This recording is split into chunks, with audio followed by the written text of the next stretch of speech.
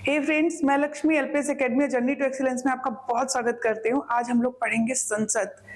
संविधान के सीरीज में हमारा संसद आज का टॉपिक होगा और हमने भाग 5 में राष्ट्रपति, उपराष्ट्रपति, महान्यायवादी, प्रधानमंत्री ये सब कंप्लीट कर लिया है। तो आज हम लोग पढ़ेंगे संसद। संसद के बारे में बात करें तो 79 से 122 तक, अनुच्छेद 79 से 122, 79 to 122 तक प्रावधान है और 79 कहता है कि भारत में एक संसद होगी, 80 राज्यसभा और 81 लोकसभा। यानी अनुच्छेद 80 में क्या है? राज्यसभा, 81 में क्या है? लोकसभा है। इन दोनों के, और इसमें और कौन होगा? राष्ट्रपति महोदय होंगे। यानी कि राज्यसभा, लोकसभा और राष्ट्रपति तीनों मिलकर क्या करेंगे? संसद का निर्माण करेंगे। ओके, जो राज्यसभा, उसके बारे में अगर हम बात करें तो राज्यसभा स्थायी सदन है, वहीं पर लोकसभा क्या है? अस्थायी सदन है। राज्यसभा उच्च सदन है, लोकसभा निम्न सदन है। राज्यसभा क्या है? विशेषज्ञों का सदन है। यहीं पर जो लोकसभा की बात करें, जनता का सदन है, लोकप्रिय सदन है। राज्यसभा की अगर हम बात करें तो इसमें 12 लोगों को राष्ट्रपति महोदय मनोनीत करते हैं, वहीं पर लोकसभा में 2 लोगों को राष्ट्रपति मनोनीत करते हैं। राज्यसभा में जो 12 लोग होते हैं वो कला, साहित्य, समाज सेवा, खेल जगत, यहाँ से आते हैं। जिन ऐसे लोगों को जो इस क्षेत्रों में, इन क्षेत्रों में विशेषज्ञ हों, ठीक है, जिनको महारत हासिल हो, वो इसमें मनोनीत किए जाते हैं राष्ट्रपति के द्वारा। और खेल जगत से एकमात्र सचिन तेंदुलकर अभी तक है, ठीक है। लोकसभा की अगर बात करें तो 2 एंग्लो इंडियन को राष्ट्रपति महोदय मनोनीत करते हैं। एंग्लो इंडियन कौन होते हैं? जो यूरोपियंस थे, जब भारत में आए और यहाँ की जो लड़कियां थी, उनसे उन्होंने शादी की, तो यूरोपियंस यहाँ की लड़कियों से शादी की, उनसे जो उत्पन्न जो बच्चा होगा, ये उनको हम बोलते हैं एंग्लो इंडियंस, ठीक है। ओके, तो इतनी बात समझ में आई। अब देखिए, सबसे पहले हम लोकसभा करेंगे, फिर राज्यसभा पे आएंगे। यहाँ पे लिख देती हूँ, राष्ट्रपति के बारे में क्या है? 52 से लेके 61 तक हम लोग कर चुके हैं। 52, 53, 54, 55, 56, आपको याद होगा पकानी कोका दुयो दशम, ठीक है, ट्रिक था, ठीक है। लोकसभा अनुच्छेद 81, अधिकतम 552, वर्तमान में 545 है, जिसमें से 530 राज्यों से, 13 यूटी से यानी केंद्र शासित प्रदेशों से और 2 एंग्लो इंडियन। एंग्लो इंडियन आपको पता है, यूरोपियन फादर, और जो माँ होगी वो इंडियन होगी, बस इतना याद रखिए। योग्यता की बात करें तो योग्यता में 25 वर्ष की आयु पूरी कर लिए हो, भारत के नागरिक हो, मानसिक रूप से स्वस्थ हो, किसी लाभ के पद पे ना हो, यही सब चीजें चाहिए होती हैं। फिर भी देखिए, 25 वर्ष की आयु मतलब 25 इयर्स एज होनी चाहिए, पूरी हो जानी चाहिए। भारत का नागरिक हो, लाभ का पद धारण ना करते हो। लाभ का पद मतलब होता है सरकारी नौकरी नहीं होनी चाहिए। इसमें आपको बताऊं मैं, राष्ट्रपति, उपराष्ट्रपति, जो गवर्नर, ये सब ये नहीं माने जाते हैं लाभ के पद। मानसिक रूप से स्वस्थ होना चाहिए, ऐसा ना हो कि पागल हो कोई, ठीक है। कार्यकाल की बात करें 5 वर्ष होता है, और आपको पता है कि उससे पहले भी ये, चूंकि जो लोकसभा है ये स्थायी सदन नहीं है, राज्यसभा स्थायी सदन है, इसलिए इसका विघटन हो जाता है। मैं पढ़ा चुकी हूँ, पिछले वीडियो में जाके देखिएगा, अच्छे से समझ में आएगा, लेकिन यहाँ भी बताती हूँ मैं आपको। उससे पहले भी यदि बहुमत खो देती है, या फिर आपको पता है अविश्वास प्रस्ताव विपक्षी दल द्वारा लाया जाता है, ये पास हो जाता है तो सरकार गिर जाती है, तो उससे पूर्व भी यदि बहुमत खो दे तो हो जाता है। ओके, नोट करिए। 85, अनुच्छेद 85 बोलता है कि राष्ट्रपति प्रधानमंत्री के अनुरोध पर लोकसभा का विघटन करेंगे। अनुच्छेद 85 में है, याद रखिएगा। अनुच्छेद 85 राष्ट्रपति प्रधानमंत्री के अनुरोध पर, आपको पता है कि राष्ट्रपति महोदय को सलाह देने के लिए मंत्रिपरिषद होती है, और मंत्रिपरिषद का अध्यक्ष कौन होता है? प्रधानमंत्री होते हैं। ओके, चलिए आगे बढ़ते हैं। अनुच्छेद 352 आपको पता है, राष्ट्रीय आपातकाल। राष्ट्रीय आपातकाल जब लगा हो तो ऐसे में अनुच्छेद 83(2) कहता है कि लोकसभा का कार्यकाल 1 वर्ष तक एक बार में बढ़ाया जा सकता है। एक बार में 1 वर्ष तक बढ़ाया जाता है। अगर ये कंटिन्यू रहता है आपातकाल तो ऐसे करके कई बार बढ़ाया जा सकता है, लेकिन एक बार में 1 वर्ष, ठीक है। कितनी भी बार ऐसे करके बढ़ाया जा सकता है। 42वां संविधान संशोधन हुआ था, 42nd कॉन्स्टिट्यूशनल अमेंडमेंट 1976। आपको पता है इसे मिनी कॉन्स्टिट्यूशन भी बोला जाता है। इसमें लोकसभा का जो कार्यकाल था, अभी मैंने बताया 5 साल होता है, इसको 6 साल कर दिया गया था। इन्होंने बोला कि भाई 5 नहीं 6 साल होना चाहिए।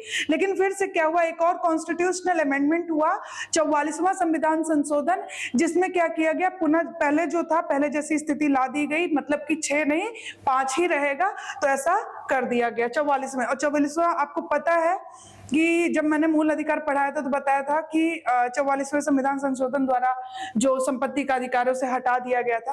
खैर, अब कुछ चीजें और बताना चाहूंगी,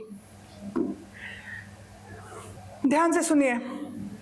लोकसभा और विधानसभाओं में सीटों के आवंटन के लिए परिसीमन आयोग का गठन किया जाता है। ये यहाँ पे बता रही हूँ क्यों। पहला जो गठन हुआ था परिसीमन आयोग का, ये 1952 में हुआ था, ये याद रखिएगा। मुख्य निर्वाचन आयुक्त और सभी राज्यों और केंद्र शासित प्रदेशों के निर्वाचन आयुक्त सदस्य होते हैं परिसीमन के, ये याद रखिएगा। और पहला परिसीमन आयोग कब, 1952 में। ठीक है, यही बताना था।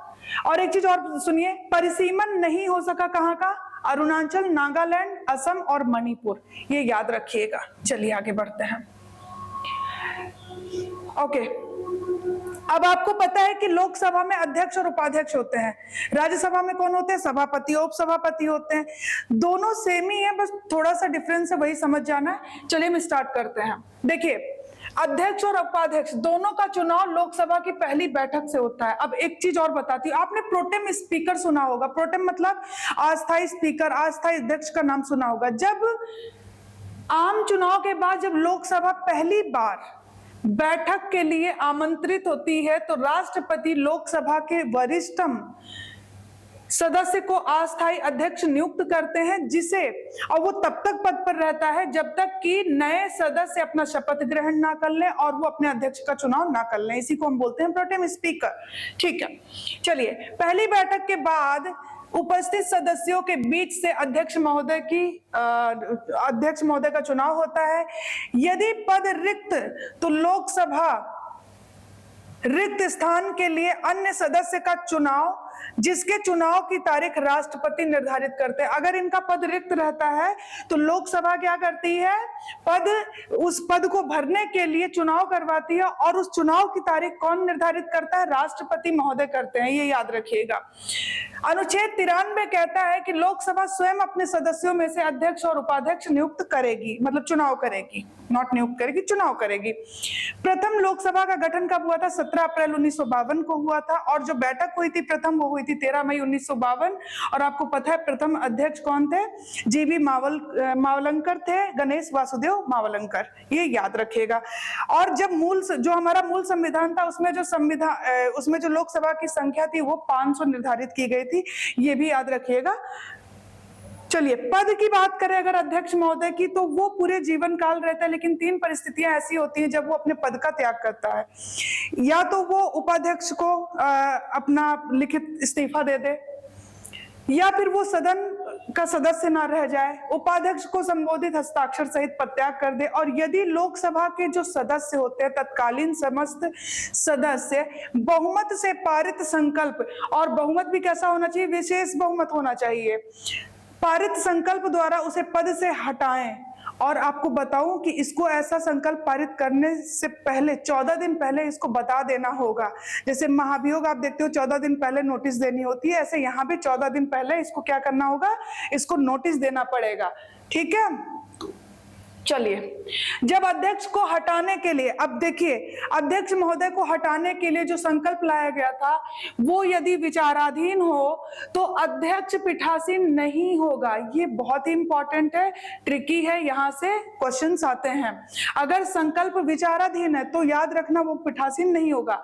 ऐसी स्थिति में क्या होता है कि लोकसभा में वो बैठेगा, बोलेगा, कार्यवाही में भाग लेगा, बट मत का अधिकार उसे ऐसी स्थिति में लोकसभा में बोल बैठ सकता है, मत का अधिकार होगा। लेकिन लेकिन याद रखिएगा, मत का भी अधिकार होगा, लेकिन मत अगर बराबर हो जाता है तो आपको पता है निर्णायक मत दिया जाता है। मत बराबर हो जाने की स्थिति में वो मत का अधिकार उसको नहीं होगा, वो मत नहीं दे सकता है। ये थोड़ा सा ट्रिकी है, याद रखिएगा, ठीक है।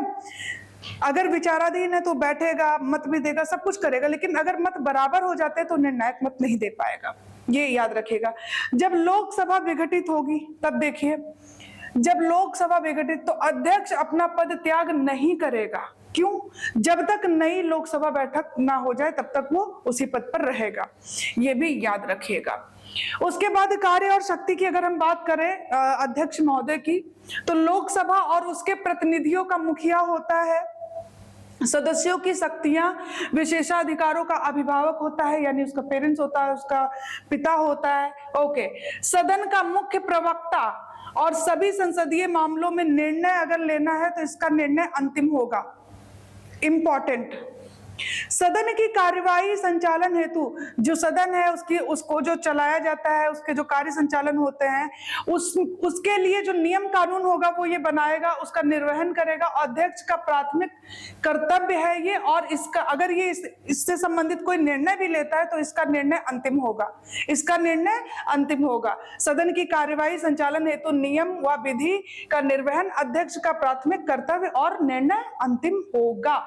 इंपॉर्टेंट। चलिए, सदन के भीतर, अब सदन के भीतर भारत के संविधान, लोकसभा की प्रक्रिया कार्य, संचालन नियम तथा संसदीय पूर्वाधारणों का अंतिम व्याख्याकार कौन होगा? अध्यक्ष महोदय। ओके।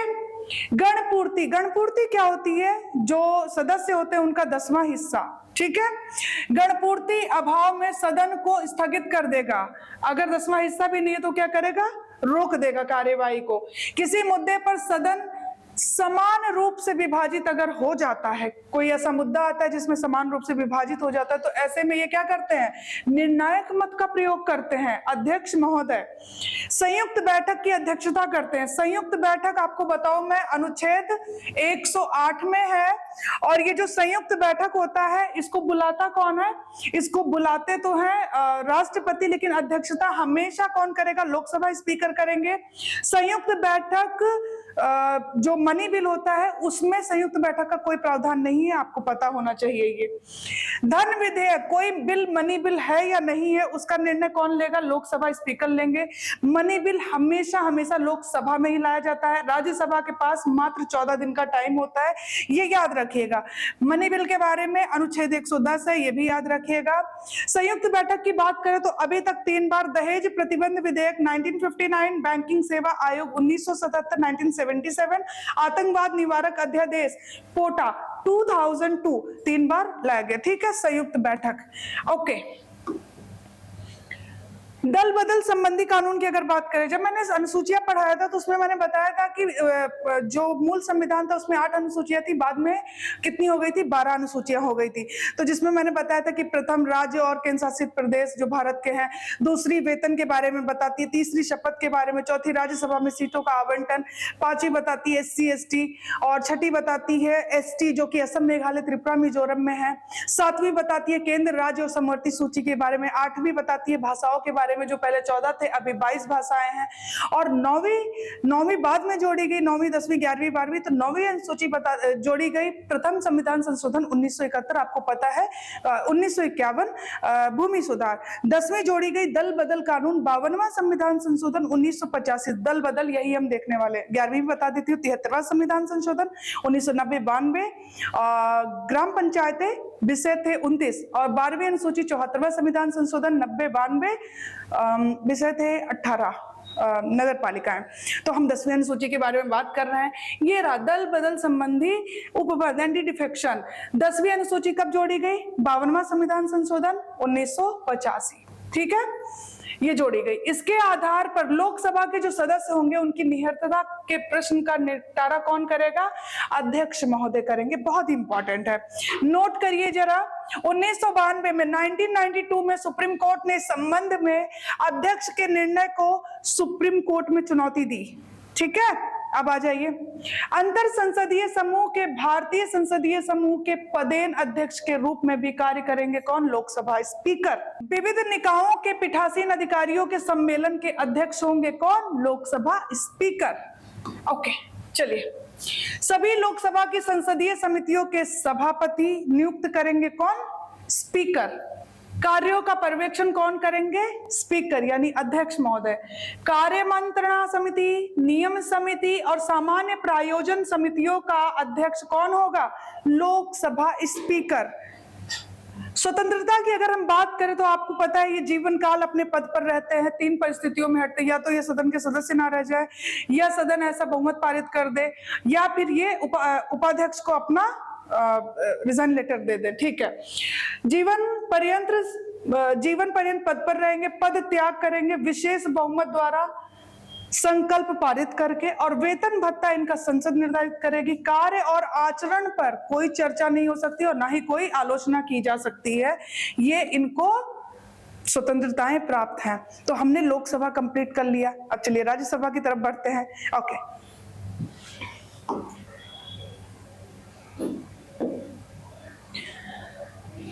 राज्यसभा की बात करें तो मैं पहले भी बता चुकी हूँ, अनुच्छेद 80 है और ये स्थायी सदन है, विशेषज्ञों का सदन है। इसमें अधिकतम सीटें जो हैं वो 250 है और अभी कितनी है? 245 है, जिसमें से 233 जो है वो आती है राज्य और केंद्र शासित प्रदेशों, और 12 जो है इसमें से कला, विज्ञान, साहित्य और खेल आदि से आते हैं। खेल की बात करें तो सचिन तेंदुलकर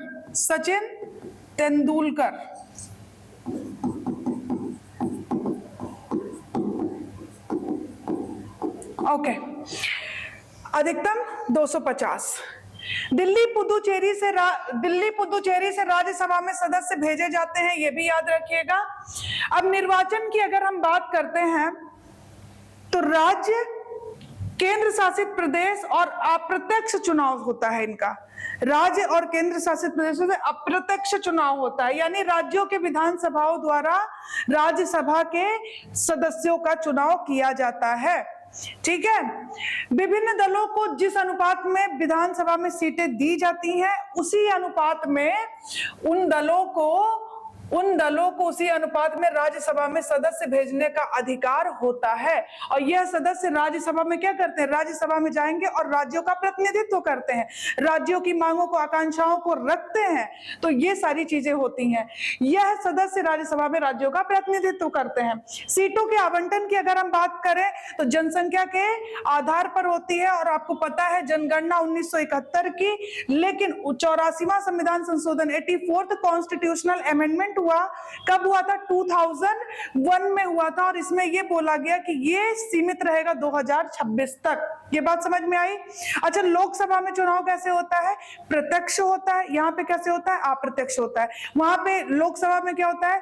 पहले आओ और पहले जाओ, मतलब कि जिसको जितने ज्यादा वोट मिलेंगे वो विजयी हो जाता है। ठीक है, और यहाँ पे क्या है? अप्रत्यक्ष होता है, यानी कि विधानसभा के जो सदस्य उनके द्वारा चुनाव होता है। राज्यों के विधानसभा द्वारा राज्यसभा के सदस्यों का चुनाव होता है। ओके, सीटों का आवंटन पता चल गया कि जनसंख्या के आधार पर होता है। आगे बढ़ते हैं।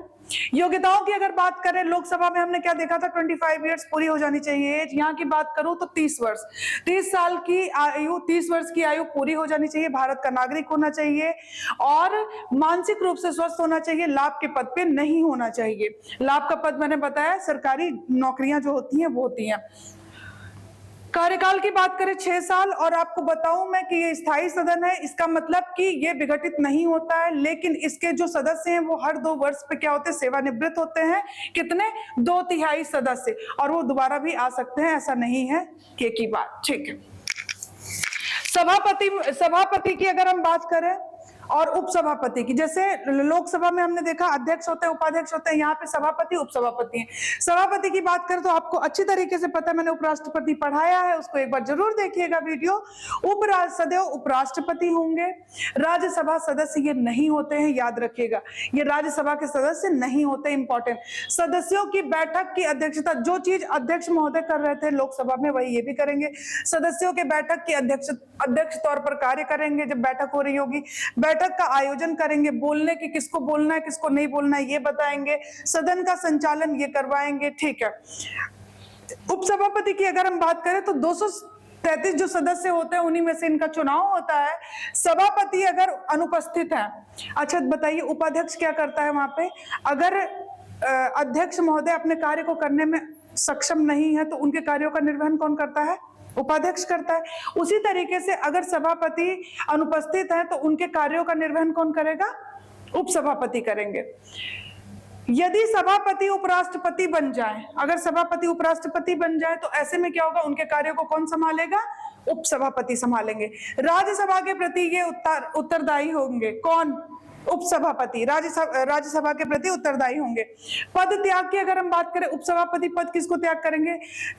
लोकसभा में सब जो अध्यक्ष है उपाध्यक्ष को और उपाध्यक्ष अध्यक्ष को, उसी तरीके से यहाँ भी सभापति उपसभापति को, उपसभापति सभापति को अपना ये त्याग करते हैं, पद त्याग देते हैं। पद त्याग की बात करें तो राज्यसभा में सदस्यता समाप्त हो जाए तो ये हट जाएंगे, सभापति को लिखित इस्तीफा दे दे तो वो हट जाएंगे, और राज्यसभा में अगर बहुमत पास करके बोल दिया जाए ऐसा तो भी ये हटा दिए जाएंगे। कौन? उपसभापति।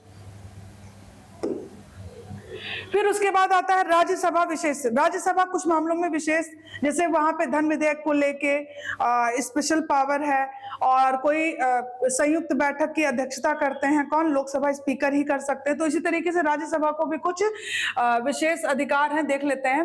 अनुच्छेद 249, अनुच्छेद 249 में है कि राज्यसभा 2/3 बहुमत से यदि किसी विषय को, किसी राज्य सूची के विषय को यह घोषित कर दे कि यह राष्ट्रहित का है, यह राष्ट्रहित का है, राज्यसभा 2/3 बहुमत से यदि पारित कर दे कि कोई राज्य सूची का विषय राष्ट्रीय हित का है या राष्ट्रीय महत्व का है, तो इस विषय पर केंद्र सरकार कानून बना सकती है। और ऐसे विषय को जिसको वो बता रही है राज्यसभा में सर्वप्रथम कहाँ लाया जाएगा? राज्यसभा में। राज्यसभा इसे 2/3 बहुमत से पारित करेगी, उसके बाद लोकसभा में भेजेगी, ठीक है। अनुच्छेद 312 अखिल भारतीय सेवाएं। यदि राज्यसभा उपस्थित या मतदान करने वाले सदस्यों के 2/3 बहुमत द्वारा नई अखिल भारतीय सेवाओं को सृजित करना चाहती है तो ऐसे में 2/3 बहुमत द्वारा नई अखिल भारतीय सेवाओं के सृजन करने संबंधी प्रस्ताव पारित करेगी और लोकसभा उसका अनुमोदन कर देगी, तो नई अखिल भारतीय सेवाएं क्या होंगी? सृजित हो जाएंगी। जैसे आईपीएस हो गया, आईएएस हो गया, इन सब की बात कर रहे हैं, ठीक है। अब याद रखिए उपराष्ट्रपति, राज्यसभा के सभापति, इनको हटाने की प्रक्रिया राज्यसभा से शुरू होगी। कहां से शुरू होगी? राज्यसभा से। उपराष्ट्रपति जो है इनको राज्यसभा के सभापति होते हैं, ये तो पता है ना, सदैव यही होंगे। तो इनको हटाने की अगर प्रक्रिया, इनको हटाने की प्रक्रिया लाई जाएगी तो हमेशा राज्यसभा में ही लाई जाएगी, और तभी ये पद से हटाया जाएगा जब वो उपराष्ट्रपति पद से हट जाए। एक तो राज्यसभा में ही लाई जाएगी, अगर इनको हटाना है तो ये तभी हटेंगे जब इनको उपराष्ट्रपति के पद से हटा दिया जाए, अन्यथा नहीं। पीठासीन अधिकारी के रूप में सभापति की शक्तियां और कार्य। पीठासीन अधिकारी के रूप में शक्तियां और कार्य की अगर हम बात करें तो लोकसभा अध्यक्ष की तरह ही होती हैं, जैसे लोकसभा अध्यक्ष करते, लेकिन ध्यान से सुनिए, दो विशेष शक्तियां किसके पास? लोकसभा अध्यक्ष के पास। जैसे कोई विधेयक, धन विधेयक है या नहीं, लोकसभा का स्पीकर ही डिसाइड करते हैं। लोकसभा में ही धन विधेयक लाया जाता है, मनी बिल जिसको हम बोलते हैं, अनुच्छेद 110। अनुच्छेद क्या है? 110 है। राज्यसभा के पास मात्र 14 दिन का ही टाइम होता है, 14 दिन का ही शक्ति होता है, और शक्ति भी क्या होता है? उसके पास 14 दिन रह सकता है। संयुक्त बैठक की बात करें तो आपको पता है अनुच्छेद 108, इसकी अध्यक्षता कौन करेगा? हमेशा लोकसभा स्पीकर ही करेंगे। तो ये दो विशेष है, बाकी सेम वैसे ही है। लोकसभा के अध्यक्ष की जो शक्ति है वैसा ही इसका भी है पीठासीन के रूप में। सभापति सदन सदस्य नहीं होते, याद रखिएगा, सभापति जो होते हैं सदन के सदस्य नहीं होते हैं। लोकसभा अध्यक्ष होता है, सदन का सदस्य होता है, याद रखिएगा। लेकिन सभापति पहली बार में, याद रखिएगा, सभापति पहली बार में मत ना देकर, अब पहली बार में सभापति मत नहीं देते हैं, ठीक है, मत बराबर होने की स्थिति में मत दे सकते हैं। पहली बार में मत नहीं देंगे, मत बराबर होने की स्थिति में मत देंगे। यदि उपराष्ट्रपति को हटाए जाने का मत विचाराधीन हो, उपराष्ट्रपति को ऐसा कोई पारित हुआ है कि भाई उनको हटाया जाना है, लेकिन उस पर विचार चल रहा है, अभी वो हटाए नहीं गए हैं, तो वह पीठासीन नहीं होगा, लेकिन वो सदन में भाग लेगा, बोल सकेगा, कार्यवाही में भाग लेगा। क्या ऐसे में ये मत दे सकता है? बिल्कुल भी नहीं। अगर विचाराधीन है तो मत नहीं दे सकता, याद रखिएगा। वेतन और भत्ते की अगर बात करें, संसद निर्धारित करती है, और ये किस पर भारित होता है? भारत की जो संचित निधि है, अनुच्छेद 266। आकस्मिक निधि 267, जिसपे अधिकार होता है प्रेसिडेंट महोदय का। राज्यसभा का जो प्रथम गठन हुआ था 3 अप्रैल 1952 को, बैठक हुई थी 13 मई 1952। ये याद रखिएगा। सीटों की बात कर लेते हैं, राज्यसभा और लोकसभा।